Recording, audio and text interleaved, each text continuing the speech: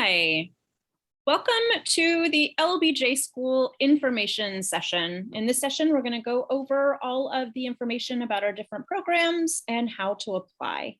My name is Kelso. I'm a graduate coordinator here at the LBJ School, and I am joined by two other fabulous graduate coordinators. We'll start with you, Laura.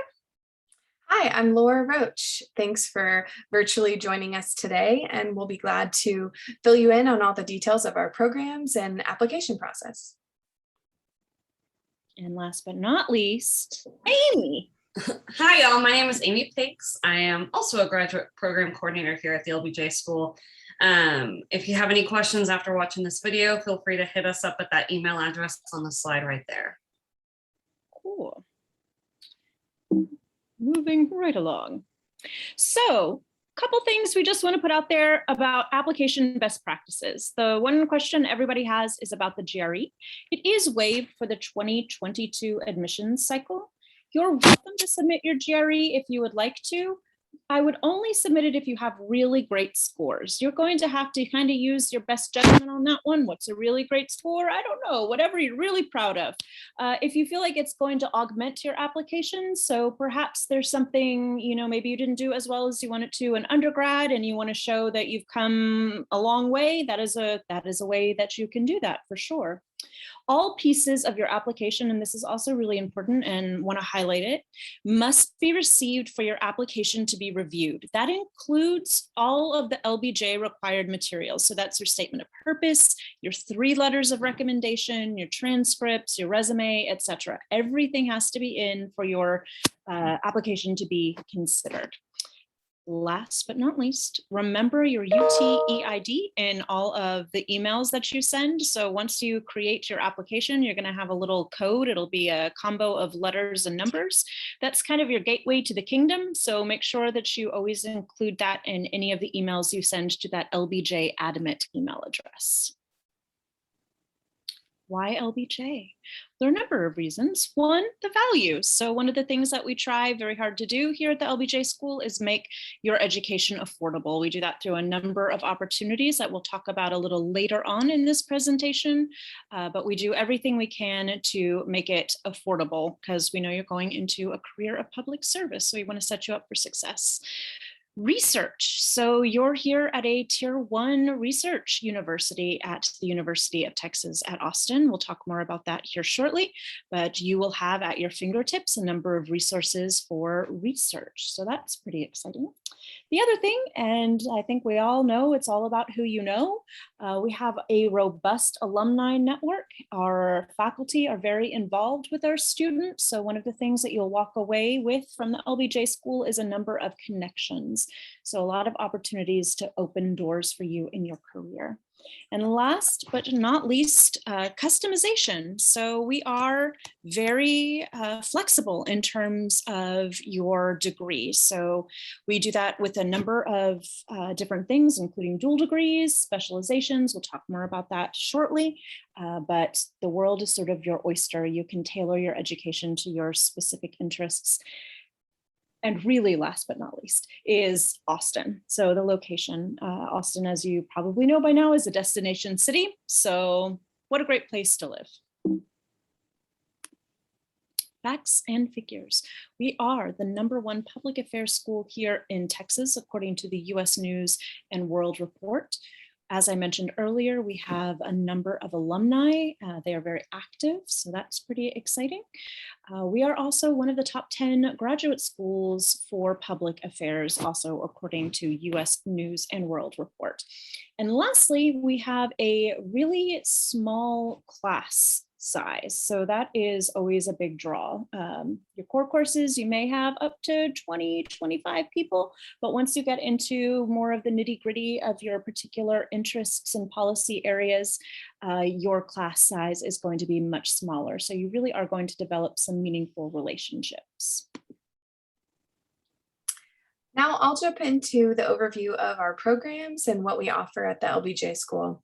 We have 5 different graduate programs, and you'll hear us use a lot of abbreviations. So here's your code. MPAF, or the Master of Public Affairs degree, MGPS, which is the Masters of Global Policy Studies, both of which have a DC concentration, which we'll detail in a moment, but starting in Austin and completing your degree at our DC Center in Washington, DC. We have a PhD in Public Policy, and then the Executive Masters in Public Leadership, or EMPL.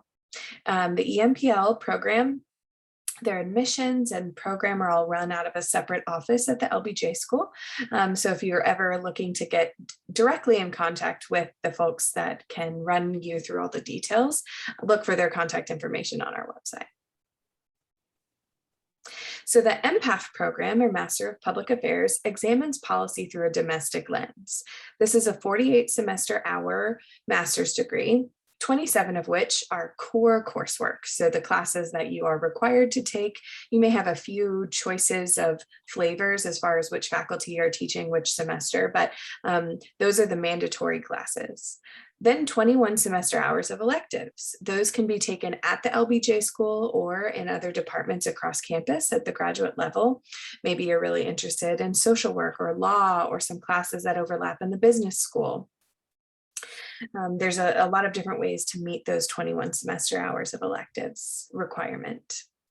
We also have a mandatory internship that typically, since this is a 2-year degree, takes place in the summer between the 2 years that you are at LBJ. With a few caveats, right? There are some different opportunities for if you're interested in interning at the legislature here in Austin, or you might have an opportunity that spreads over the fall or spring semester. There is some flexibility around that, but this is typically a 400-hour internship that takes place at one entity. So we'll talk a little bit more about what all that means as we go on.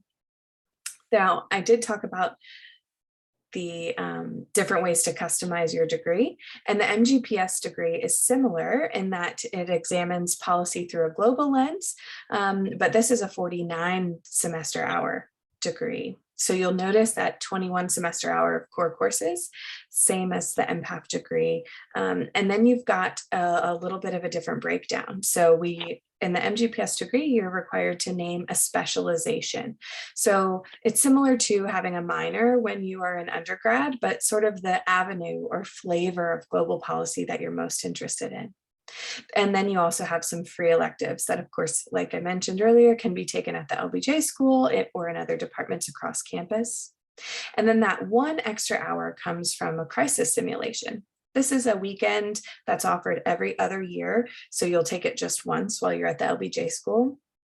It can be likened to a model UN conference where you're taking all of the information and skills you've learned from your MGPS classes and putting it into practice, solving a hypothetical global crisis.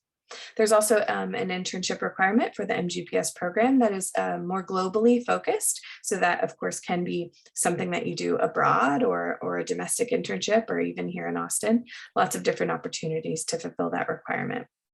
The other special piece of the MGPS program, which we'll hit on again when we talk about prerequisites, is there is a foreign language requirement for the MGPS program that is to be met by the time you graduate. So we'll detail that, how you meet that requirement as we go on. Customization and flexibility is something we're very proud of at the LBJ School, making sure that your time with us suits your career goals. One way that there's a easy way to make your time worthwhile is if you're interested in our dual degree program. So these are getting 2 separate and distinct master's degrees while streamlining some of the coursework. As you can see here, there's a long list for both MPAF and MGPS that you can apply for right out of the gate. You can apply once you've started and be accepted to one or both of the programs. We also have a PhD program. This is a much smaller program. We typically admit somewhere between 7 and 10 PhD students each year. It's a flexible program for those with a strong academic and professional background interested in research and policy. During the first 2 years, you'll be doing core coursework alongside our master students in a range of different policy-focused classes, and then sit for a comprehensive exam, written and oral, before you move on to dissertation for years 3, 4, sometimes 5, depending on where your research takes you. Our PhD students work closely with a faculty mentor, so typically someone who is doing research or has worked in a similar field to your interest of study. We lean heavily on our PhD students for teaching assistants and different opportunities while they're at LBJ. And we are so thankful to have a small kind of cohort of our PhD students, so they're able to learn and work together and make the PhD process an easy one.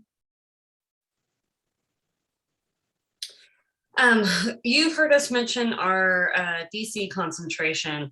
This program is an accelerated master's program for both our MPATH and MGPS programs.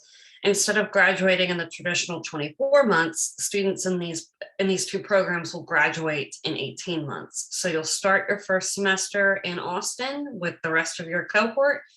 You'll do the fall and spring in Austin, and then at the end of the spring, so summer and fall will be spent in Washington, D.C. at our LBJ Washington Center.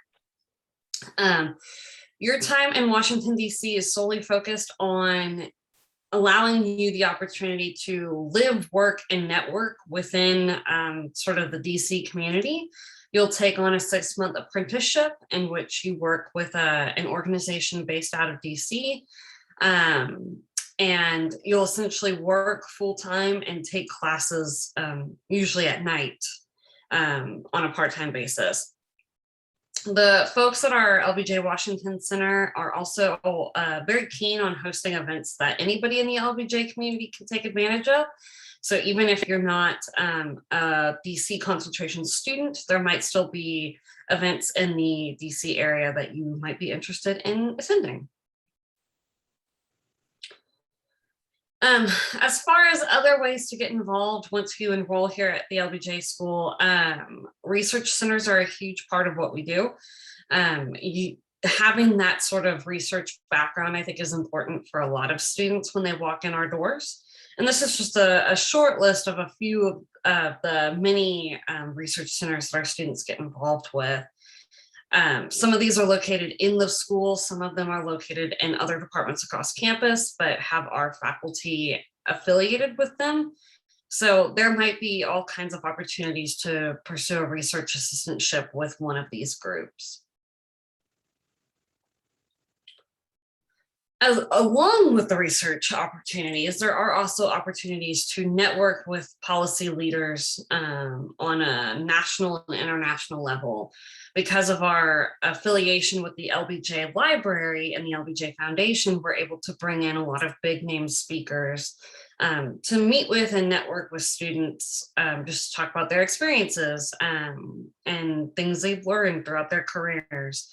One example I always like to highlight is in the center there, Hillary Clinton did come to the school and gave a talk on her life and her public policy career. And she also met with a group of about 50 students as well, just to, meet with them and share some advice and really get to network with them more closely. So there are always opportunities like that, at least weekly, to meet with some big names in the policy arena. On top of that, there are also ways to get involved, either locally or in some cases internationally and nationally. These are just a few of the examples of opportunities that we have school-wide. On the left, we have highlighted the Barbara Jordan Week, which is a big deal for a lot of our students. They give back by working with the Barbara Jordan Early College Prep School here in Austin, really just kind of living out her legacy in terms of giving back and being policy leaders in that arena. And then on the right, we have highlighted the Eleanor Crook Foundation, which is one of many foundations affiliated with the school that allows students the opportunity to connect with nonprofits, either on a local or national or international level, to really give back and make an impact and get in the field of public policy. And then, of course, a huge bonus for us, our faculty are truly practitioners. They're experts in their field and they really love what they do. While we do have some academics on our faculty here, most of them are people that you'd see on things like CNN and PBS and all that good stuff. They've written books, they've given speeches and talks, and they're interviewed by the news, and they do all kinds of things because they are leaders in their fields and they are widely respected for their research and their focuses. The folks featured in these pictures here on the left, we have Michelle Deitch, who is a very well-known criminal justice expert. And then on the left, we have Vicki DeFrancisco Soto, who is our Assistant Dean of Civic Engagement, Dr. Ruth Wassam, and Dr. Ed Dorn as well. Those are all really great lecturers and professors at the school as well. Another aspect to the many resources available here at UT for you and at LBJ is our career services team. Our career services team is really dedicated to providing a lot of very tailored programming for our students, given the wide range of interests that come through our doors every day. These are just a few of the examples of events that they'll hold. So things like labs, just working quickly on your LinkedIn profile, or resume and cover letter reviews, or in some cases, they'll bring in companies to do workshops and information sessions and things like that. They're really focused on guiding you through that career exploration process. And even if you have an idea of what you want to do, giving you the tools to get to that point as well.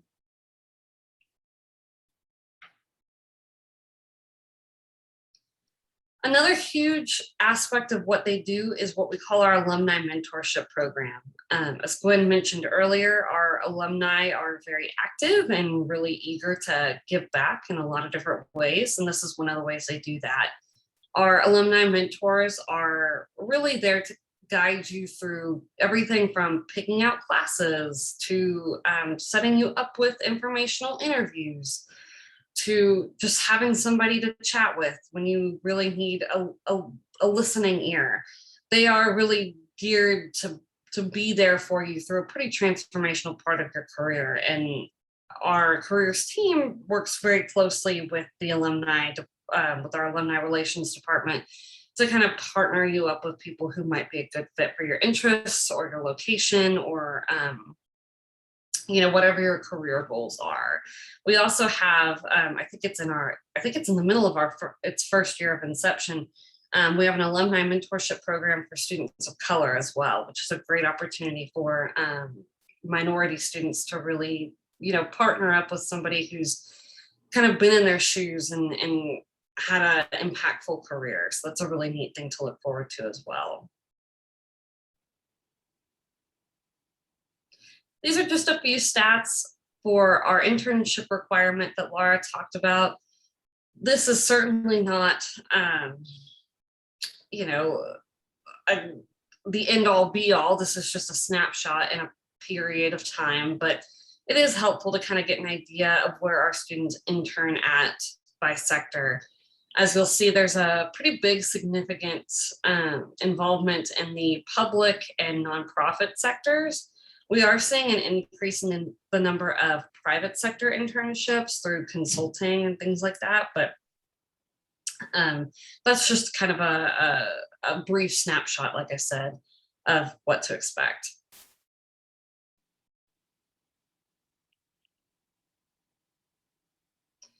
And then in terms of job placement, these are some other stats for you. As you can see, our alumni end up going anywhere and everywhere across the world. A lot of them do stay in Texas. Keep in mind that these numbers are pooled 6 months after graduation, so it is entirely possible that maybe they stay in Texas and then move elsewhere across the globe. But because of who we are and where our faculty have connections, we can essentially find opportunities for you anywhere you'd like to go. By sector, just a brief snapshot, as you can see, we're kind of anywhere and everywhere. So as you can think of things, we are happy to put you in contact with people who might be in similar sectors or locations.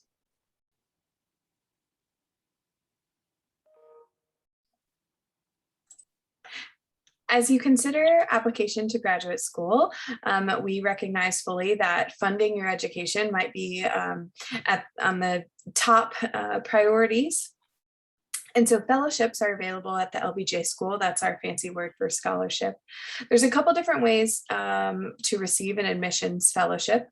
We offer stipends paid directly to the student. We offer tuition paid directly to UT. On behalf of the student, and we also offer tuition waivers. Most commonly, this is in the form of an out-of-state tuition waiver, making the tuition a little bit more affordable for our incoming students. If you receive an admissions fellowship, you'll be notified with your admissions offer at the same time.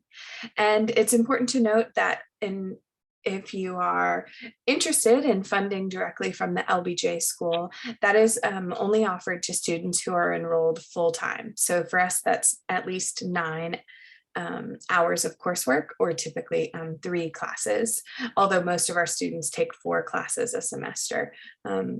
And for priority funding consideration, when the largest pot of money is available, we highly recommend applying by our priority funding deadline. And we'll go over those dates in just a moment. But by applying by that first deadline, you give yourself a big chance at the larger pot of money. And a few program prerequisites to review. So for both our MPAC and MGPS program, we get asked often what major in undergrad is required or suggested, and we just don't have a good answer for that. Our students come from such varied background, so there's no prerequisites as far as that is concerned, but we do have a quantitative statistics and algebra validation exam that happens during orientation for all of our master's students. So having a solid understanding of basic statistics and algebra, whether that's in the form of your undergrad, your current job experience, maybe you brush up on some skills, taking a community college class or 2 before you apply. There's lots of different ways to sort of brush up on those skills and remind yourself before you start grad school here at the LBJ school. For MGPS, it's the same for the validation exam. And then, as I mentioned, the foreign language requirement, you can meet that requirement in a couple of ways, one of which is just 4 semesters of college level foreign language in your undergrad. So that's proven by a transcript, or maybe you come from a background or a household where English is the second language or third, or just simply taking some classes and sitting for an equivalency competency exam once you get to the University of Texas. That's another possibility. So lots of different ways. It's something you'll go over with your academic advisor when you are admitted to the LBJ school.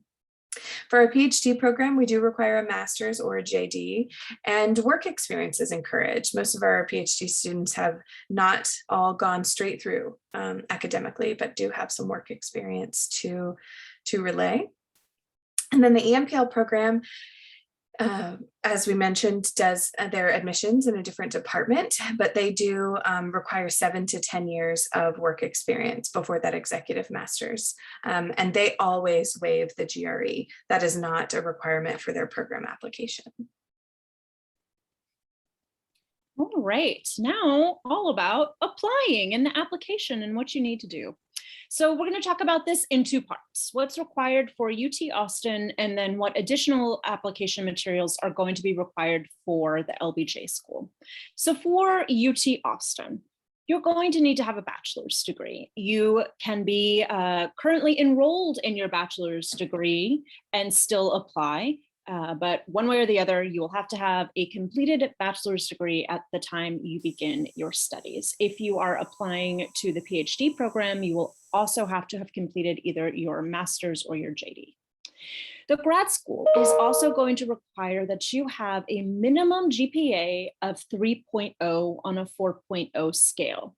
So when you look at your transcript, a thing to keep in mind is that the grad school here at UT Austin is going to take your upper division courses. So that means your junior and your senior level courses, and recalculate your GPA to reflect those last 2 years. So any of your freshman and sophomore level classes will not be counted toward your recalculated GPA. So essentially, What you see listed as your GPA on your transcript is not going to be what the grad school is going to recalculate. So just keep that in mind. Official test scores. So again, the GRE is waived for the 2022 admission cycle. You're welcome to submit GRE scores if you feel that it'll augment your application, but it is not required. It is neither a good thing nor a bad thing. Not submitting GRE scores is not going to harm you in any way. Submitting GRE scores isn't necessarily going to give you an advantage. It's simply going to augment your application, right? So just to clarify that. If you are required to take the TOEFL, so that means you are coming from a country where English is not the first language, and or you did not attend an undergraduate university where English was the primary language. More information may be found about that specifically on the UT grad school website. We will require the TOEFL. We only accept TOEFL scores. So I know you'll see that there are other test options. We do not accept any of those, only the TOEFL. Last but not least for the grad school is going to be that Apply Texas application. So you're going to go online, you can just Google Apply Texas, you'll select the UT Austin, and then you'll find your major. So if it is an LBJ single degree, meaning you're looking at the MGPS program or the PhD program or anyone that we've just talked about, you'll select that. However, if you are applying for a dual degree, you'll want to keep scrolling down the list and make sure you select only one option. It'll have a single code and it will span both degrees. What you don't want to do is submit one application for one degree and then submit a separate application for another degree. So make sure that you do that. Also pay attention to which program has the earlier deadline, and also pay attention to what application materials are required for both programs. So once you submit your Apply Texas application for a dual degree under a single degree code, you'll follow the instructions, the application instructions for both programs separately. What are they going to look for? Your transcripts, so additional application information.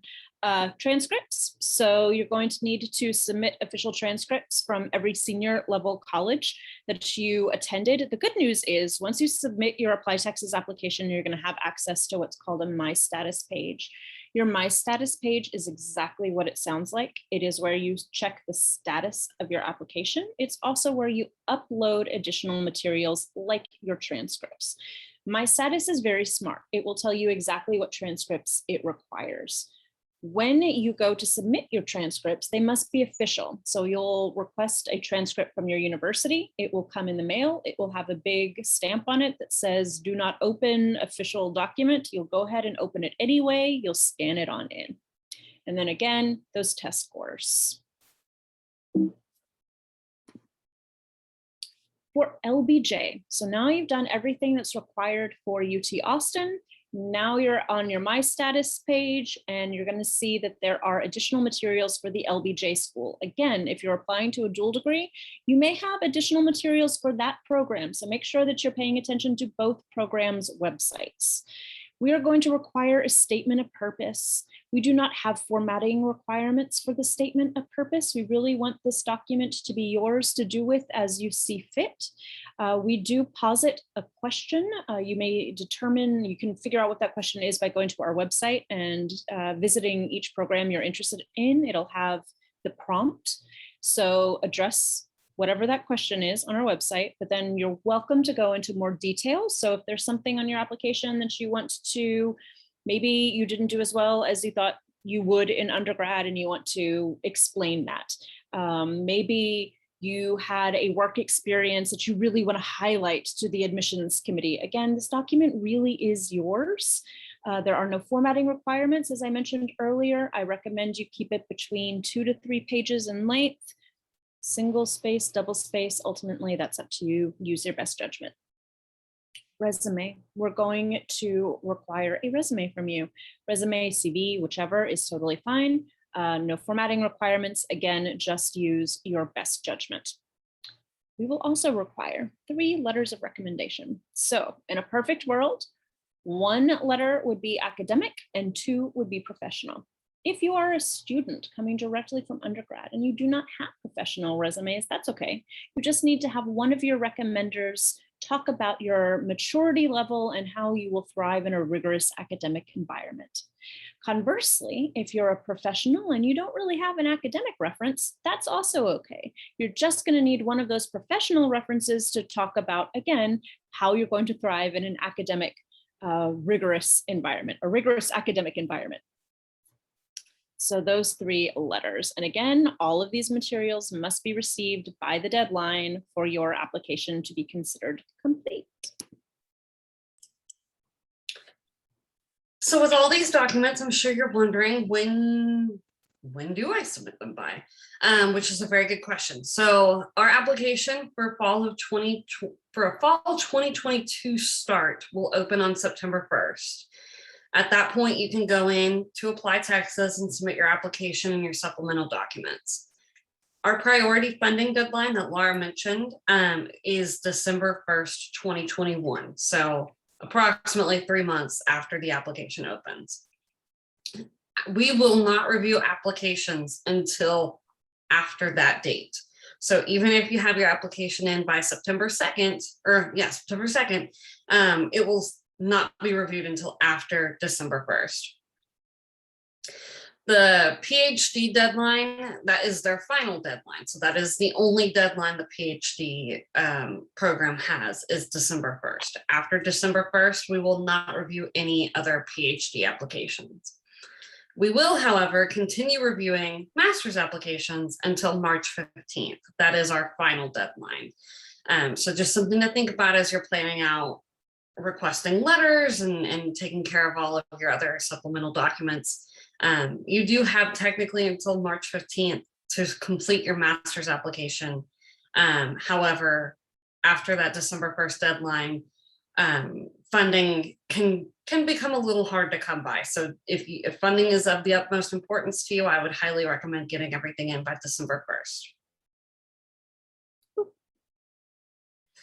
And then, of course, just a few ways to connect with us. We're on Facebook, Twitter, Instagram, YouTube, all the social media sites. So feel free to, hit us up on those channels if you have any questions. And then on the next slide, we have some email addresses that might be helpful for you as you begin your application process. You can contact Laura, Gwen, and myself at lbjadmin@austin.utexas.edu. The email addresses below our email address on this slide are all the Graduate and International Admissions Center at UT Austin. So those are the folks that are going to be processing your application documents and sending them to us for our review. So if you have any questions about any steps in the process, feel free to let any one of us know, and we're happy to help. Thank you very much for joining us. We hope that this information session was helpful. I'm sure you'll have additional questions that, as Amy said, we have a number of ways that you can reach out. That LBJ admit email is probably your best bet. Again, my name is Gwen Kelso. I'm a graduate coordinator. And Laura.